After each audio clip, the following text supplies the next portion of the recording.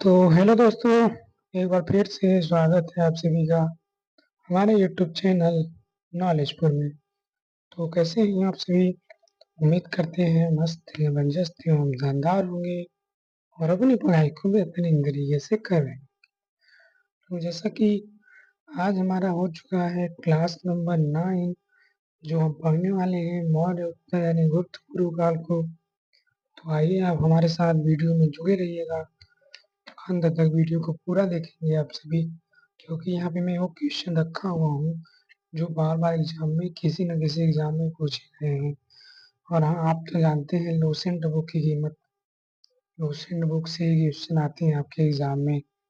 तो आइए हमारे साथ जुड़े रहिए, अगले 20 मिनट में हम आपको कराने वाले हैं और एकदम शानदार एकदम लाजवाब क्वेश्चन जो आपके एग्जाम्स में आए हुए हैं दोस्त।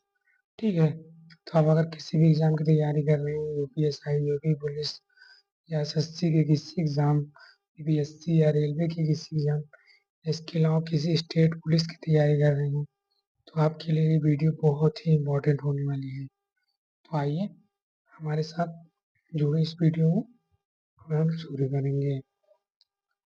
चलिए, पहला हमारा क्वेश्चन है, अंतिम मौर्य सम्राट बृहदत्त की हत्या कर किसने शुंग वंश की स्थापना 185 ईसा पूर्व में की थी?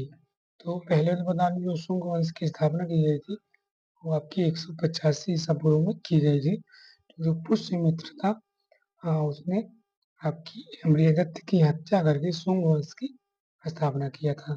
ठीक है, जो बृहदत्त था ये अंतिम मौर्य सम्राट था, तो यहीं से मौर्य सम्राट की आपका अंत होता था। ठीक है, अंत हुआ था 185 ईस्वी में। वहां से आपका पुष्यमित्र द्वारा शुंग वंश की स्थापना कर दिया गया था। ठीक है दोस्तों, तो ऑप्शन नंबर ए इस क्वेश्चन का राइट आंसर होगा। ठीक है, चलिए इसे थोड़ा मोटा करेंगे पेन को। ऑप्शन नंबर ए पुष्यमित्र इस क्वेश्चन का राइट आंसर होगा। आगे बात होगी, पुष्यमित्र शुंग मौर्य सम्राट बृहदत्त की राजकीय सेना में किस पद पर आसीन था? जो पुष्यमित्र शुंग था वो मौर्य सम्राट का पहले राजकीय सेना था। ठीक है दोस्तों, तो ये किस पद पे था? तो ये था सेनापति था। ये आपका मौर्य साम्राज्य में सेनापति था पुष्यमित्र। ठीक है दोस्तों, ऑप्शन नंबर ए हमारे इस क्वेश्चन का राइट आंसर होने वाला है। चलिए आगे बात होगी, यानी कि कांग्य वंश का संस्थापक कौन था? तो कांग्य वंश का संस्थापक था वसुदेव। तो ऑप्शन नंबर ए यहाँ पे इस क्वेश्चन का राइट आंसर हो जाएगा वसुदेव। चलिए आगे बात होगी क्वेश्चन नंबर 4 की। तो क्वेश्चन नंबर 4 हमारा है, आपका सातवाहन यानी कि आंध्र सातवाहन वंश का स्थापना कौन किया था या किसके द्वारा किया गया था? तो ये सीमुक द्वारा आपका सातवाहन वंश का स्थापना किया गया था।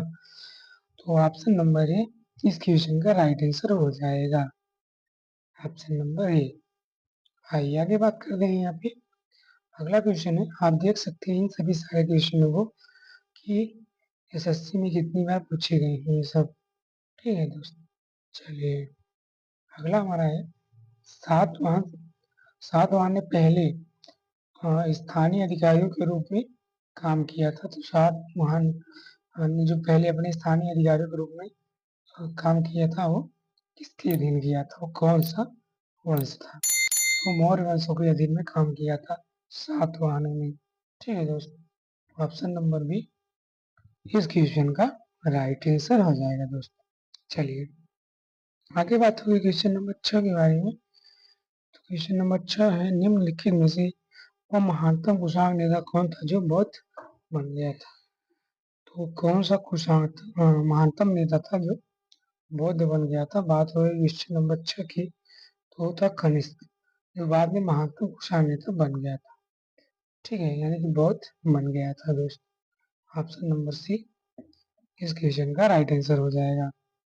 चलिए आगे बात करेंगे क्वेश्चन नंबर 7 के बारे में। तो क्वेश्चन नंबर 7 है, कुषाण काल के दौरान मूर्ति कला की गंधार शैली निम्नलिखित में से किसका मिश्रण है? तो ये किसका मिश्रण है आपसे पूछा जा रहा है। तो यह भारत ग्रीक शैली का मिश्रण है, जो कुषाण काल के दौरान मूर्ति कला की गंधार शैली थी। ठीक है, ये भारत विजित शैली का मिश्रण था। तो ऑप्शन नंबर डी इस क्वेश्चन का राइट आंसर हो जाएगा दोस्त। चलिए आगे बात करेंगे। कनिष्क की राजधानी थी, जो कनिष्क था इसकी राजधानी कहाँ पे थी? तो इसकी राजधानी थी पुरुषपुर में। ठीक है दोस्तों, पूछा हुआ क्वेश्चन है और पूछा जाता है तो कनिष्क की राजधानी पुरुषपुर में है। ठीक है, चलिए आगे बात करते हैं। अगला क्वेश्चन है, पुरुषपुर निम्नलिखित में से किसका दूसरा नाम है? तो जो पुरुषपुर है वो दूसरा किसका नाम है?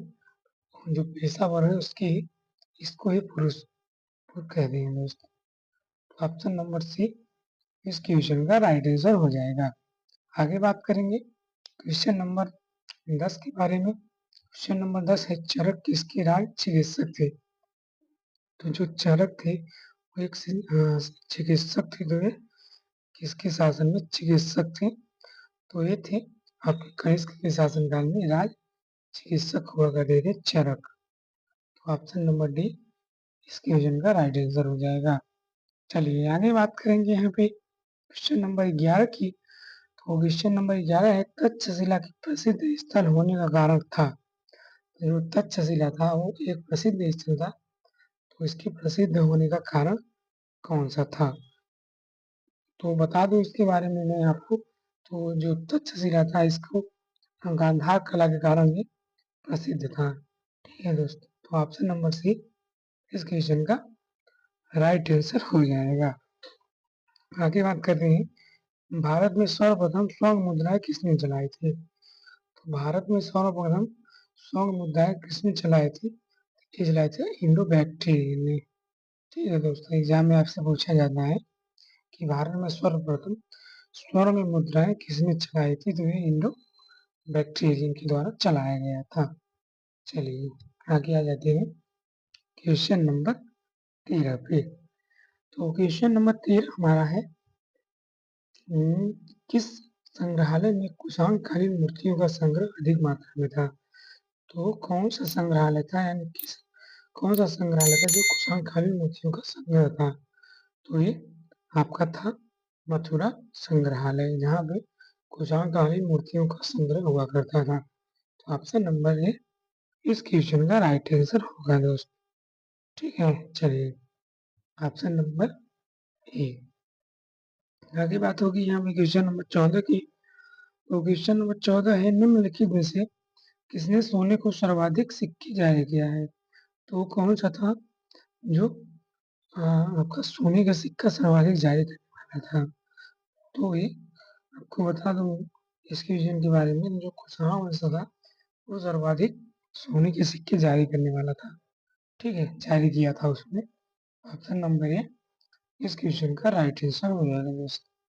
चलिए आगे बात होगी यहाँ पे क्वेश्चन नंबर 15 की। तो क्वेश्चन नंबर 15 हमारा है, सातवाहनों के समय में मुद्रा सर्वाधिक किस धातु की बनी थी? तो जो सातवाहन वंश था इसके समय में सर्वाधिक जो मुद्राएं थी ये किस धातु की बनी थी? तो ये शीशे की बनी थी दोस्त। तो याद रखेंगे आप सभी, option number A will be the right answer of the question number 15। ठीक है दोस्त, चलिए आगे बात होगी। निम्नलिखित में से कनिष्क के समकालीन कौन थे? आपसे पूछा जा रहा है कि कनिष्क के समकालीन कौन थे? तो नागार्जुन, अश्वघोष एवं वसुमित्र जो थे ये कनिष्क के समकालीन थे। ठीक है दोस्त, तो ऑप्शन नंबर ए इस क्वेश्चन का राइट आंसर हो जाएगा। आगे बात होगी क्वेश्चन नंबर 17 के बारे में। क्वेश्चन नंबर 17 है, किस वंश के शासकों ने ब्राह्मणों एवं बौद्ध भिक्षुओं को करमुक्त भूमि या गांव यानी कि भूमि अनुदान देने की प्रथा प्रारंभ की थी? तो कौन सा शासक था जिन्होंने बौद्ध भिक्षुओं को करमुक्त भूमि या गांव देने की ये प्रथा आरंभ की गई थी, मतलब किया था? तो ये जो सातवाहन था, सातवाहन वंश था, इसके द्वारा ये भिक्षुओं को कर मुक्त भूमि और गांव देने की प्रथा आरंभ की गई थी। तो ऑप्शन नंबर ए इस क्वेश्चन का राइट आंसर हो जाएगा।